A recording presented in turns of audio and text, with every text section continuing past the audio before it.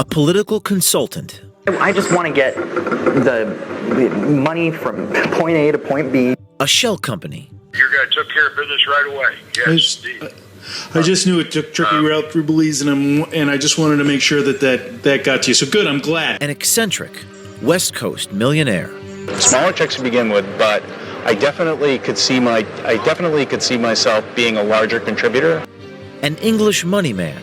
We have banks in BVI, we have banks in Belize. And the one in Belize we just used for the first time with your transfer. $20,000 sent from an offshore bank in Belize. I think we know that it's coming. We need some up front. And then mysteriously returned.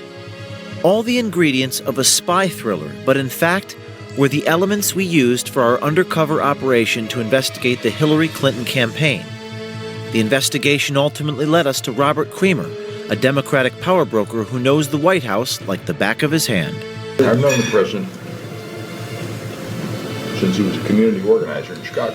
Every morning, I'm on a call at 10:30 that goes over the message being driven by the campaign headquarters. I do a lot of work with the White House. The Project Veritas action investigation into the Clinton campaign took us more than a year. We had people working for the Clinton campaign full-time across the country. We even had someone working for a time inside the Clinton campaign headquarters in Brooklyn, New York. We had people posing as donors, political consultants, interns, overseas financial advisors, and activists. I can't stress with you guys enough how badly they need that money. So I'm basically Deputy Rapid Response Director for the DNC for all things Trump on the ground. Nobody's really supposed to know about me. You know, Brad and Bob and Lux and myself are all part of the old school method where it doesn't matter what the freaking legal and ethics people say. We need to win this motherfucker. So Bob is really good friends with him, and talked to him this afternoon. And they are all in. If we can get 25 grand, they're all in. In April, we started uncovering the aggressive bird dogging that was secretly done by the Clinton campaign. It's an underhanded nationwide operation to foment violence at Trump rallies. The aggressive bird dogging. That comes with the media. Yeah, and the engagement. What I call it is conflict engagement. That's your version of reenfranchisement. Conflict engagement in the lines at Trump rallies. We're starting anarchy here. We were also gathering growing evidence that the Clinton campaign was violating the federal election campaign coordination laws. In the end, it was the candidate, Hillary Clinton, the future president of the United States, who wanted ducks on the ground. So by God, we will give ducks on the ground. So it's... Wow. Don't repeat that to anybody, please.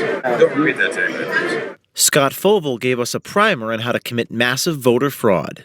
We did to them when we were in charge, too. So what did we do? We did the exact same thing.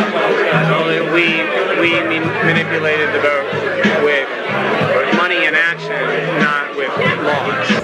It's a very easy thing for Republicans to say, well, they're busting people in.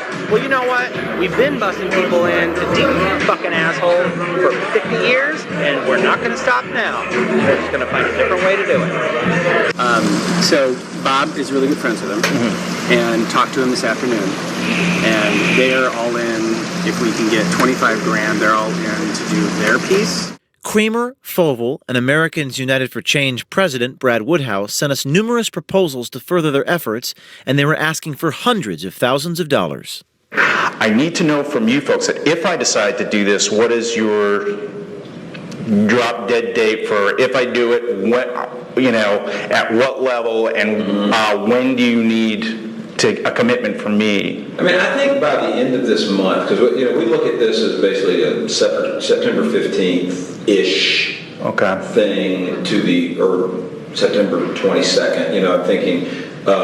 So we want to be on the road by the time most of early voting has started, and we want to go close to the end. Okay, because I'll have to work with the trust. It's do you need an upfront? Can we do it in installments? Or I think if we know that it's coming, we need some upfront because we just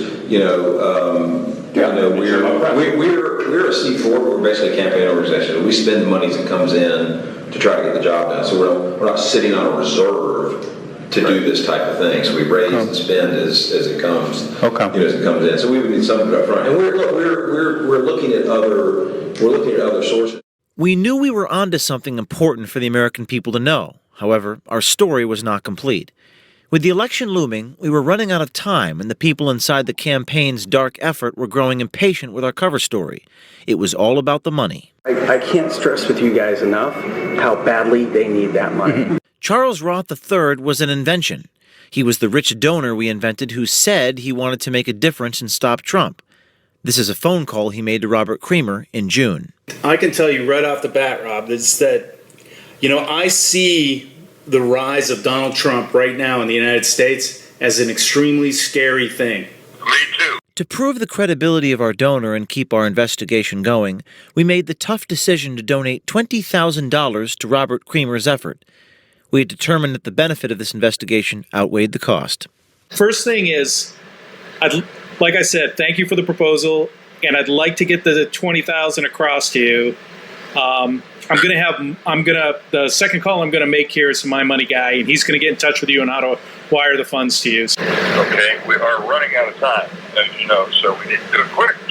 Yeah. Also, there were some ideas that have been relayed to me from Steve that Scott mentioned to him about Trump events, that I would like to talk about those events as well.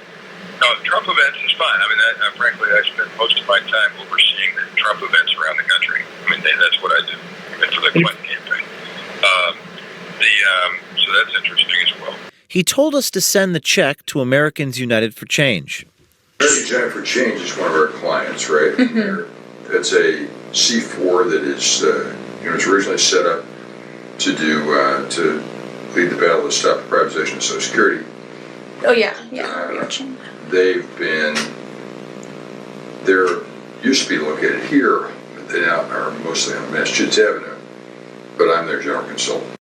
Bob Creamer was listed as AUFC's general consultant until our stories about their shady activities were released.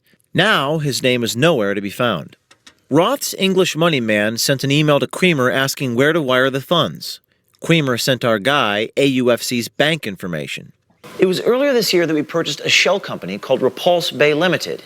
It was incorporated in Belize, Central America in 2005. It was nothing more than this piece of paper. Next, we opened a bank account in Belize so we could move money around the world anonymously. This is typically the actions of drug dealers and tax-dodging white-collar criminals. We used it as a cover. Hello, Bob. It's Charles. There you are. Hey, Charles. Hey. How you doing? Okay. I'm just checking in. See where things are from your point of view. And actually, I was thinking we might want to set up a time to have a call with you and I and Scott. If you want Steve Packard on, that's fine too. I would like to do that. A couple logistical things beforehand. To be honest with you, I'm a little bit peeved that I haven't heard back from you guys about the Carlson money transfer. Did that go through okay? I'm just getting back on this time zone myself, and I want to make sure that came in okay. Oh yes, of course it did, and I'm sorry if I thought I had gotten back, and thank you for that. I apologize. Yes, it came through. No problem. It came through in a timely way. Your guy took care of business right away. Yes, I just knew it took tricky route through Belize, and I just wanted to make sure that got to you. So good. I'm glad. The money definitely helped. Shortly after the funds were released, Charles Roth's niece, our journalist, got offered an internship at Creamer's firm, Democracy Partners. This is Angela Grant. She's been working with me until the election. Oh, nice. Well, welcome. Thank you. All right. We also arranged another meeting with Scott Fovel, who was even more expansive about what he was willing to help Roth do. Really wants to get his hands dirty. He can Get dirty. Yeah. He wants to get dirty, we can get dirty. And Fovel set us up to meet Cesar Vargas, quote, the guy who can get things done, unquote. What's the goal of the overall campaign, right? And yeah, for me as an attorney, this is something like that. And I assume you don't go off and tell these conversations to anybody. No. Because this is No, absolutely. So, no. In an effort to see how far these guys would go with the promise of more money, Roth's money man, Michael Carlson, requested a meeting with Creamer. Carlson said he was looking for an immigration lawyer with powerful connections for a wealthy client in Syria who wanted to live in the U.S. Making the phone call, and we're going to record it. I will try and find a couple of good referrals to you and get back to you pretty quick then, okay? Fabulous. One of the, on the first, well, I'll just talk to, the guy I'm going to talk to first, just see if this is up his alley. The first thing is up his alley is the guy who ran the campaign for President Obama. He has a firm that's pretty well connected. Creamer gave the recommendation to our journalist and made it clear the connections he could make if we delivered yet another donor. Hang on for a second. I got to send something to the Clinton campaign real quick. Here's what I do with the Clinton campaign, by the way. I'm a consultant to the Clinton campaign. Wherever Trump or Pence go in the country, we make sure that there are press events in the TV market or whatever, television, or in the press events, whether they're big turnouts or little whatever, that drive our message wherever the candidate goes to drive his message. So that in any given day, they will be between them in probably 6 places. So our team makes sure there are events in all those 6 places every day. So it's a lot of events. And we try and help define the other candidate. Creamer was not shy about how much access he has to the Clintons' campaign staff on a daily basis. Every morning, I'm on a call at 10:30 that goes over the message being driven by the campaign headquarters.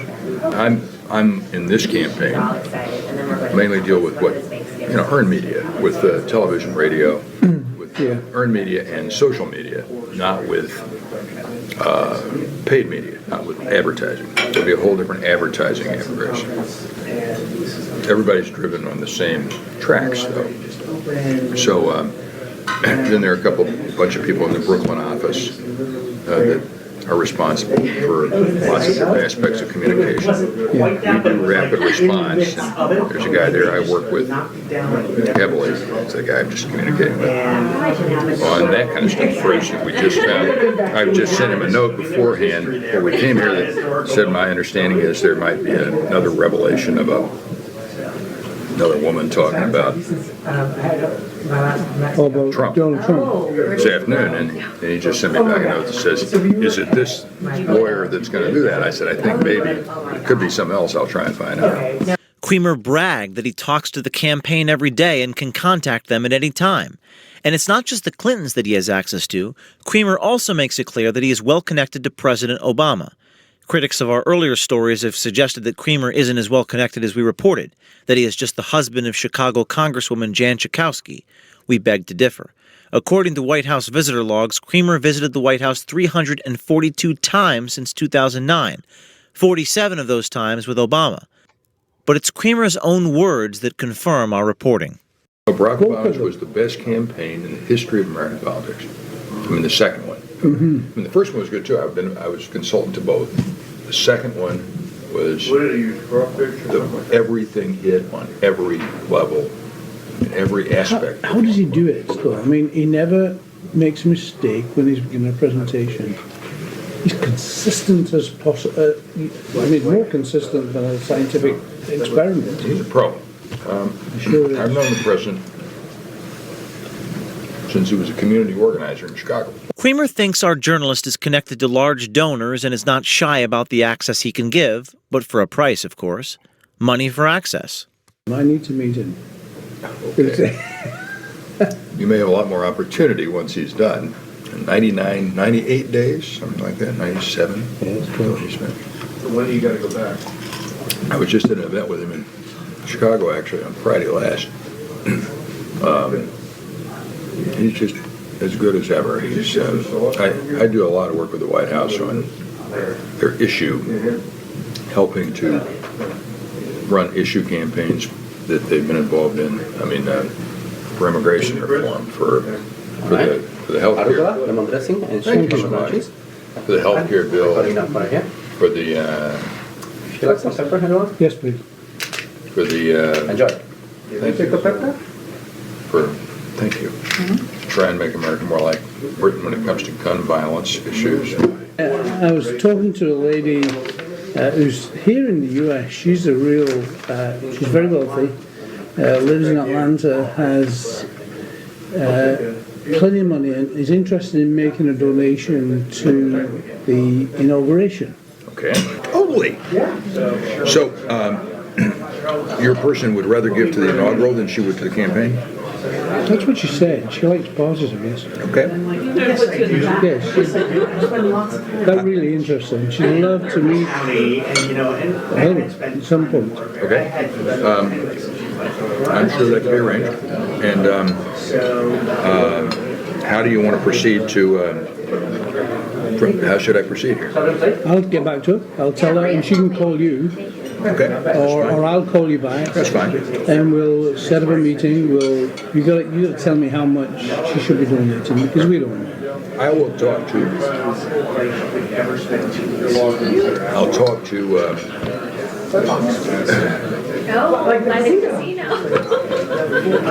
talk to somebody in the campaign and find out the best fundraising place to interface. I mean,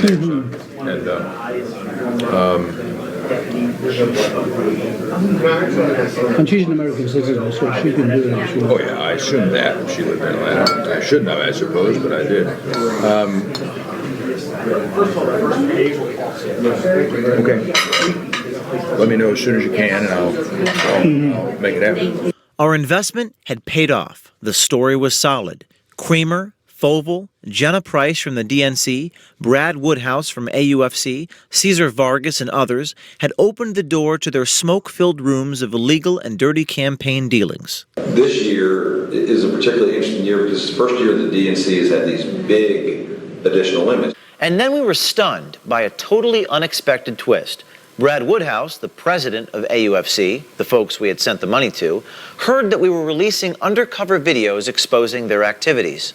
Woodhouse told a journalist that AUFC was going to return the $20,000. He was concerned it might have been an illegal foreign donation.